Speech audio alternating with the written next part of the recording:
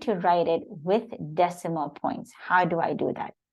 Now, I know we've covered this in previous classes, but writing something in decimal is a little tricky, and we'll just review over it. Okay, so let me go get my little decimal word and put it right here. Now, decimals are important, especially when you're working with money. Again, we talked about the dollars and the cents.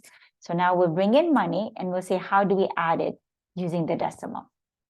So again, I have my dollar sign and I write the number $151.73 or 73 cents.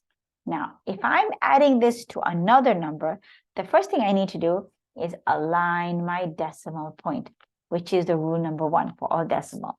And let's see if I'm adding it to 72.54. So it is $72.54, or this is 151.73 cents. This is really important. You're going to a restaurant, you need to make sure that the price is right. This is how you add it up. Now, what's important is that you align the decimals. Again, let's solve this really easy. You have 7, and then you would probably get a 12, so 2, it'll go up, and this gives me a 4, and then 5, 7, this gives me a 22. I know, I'm kind of going fast. Now look at the decimal point. I align it together. Again, you have to align the decimal point. Once again, let's talk about what are these top numbers. These top numbers are the addends, and then the answer is the sum. Keep that in mind. The things that you add together are the addends. Oh, I forgot to put the additional sign. Look at that.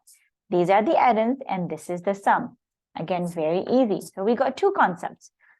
We found out that the thing that you add is the addend, and then the answer is the sum. Easy peasy. And we also learned that when you come to decimal points, you have to align them together to get the answer. We're easy. This is addition. Addition is probably the easiest thing in the world.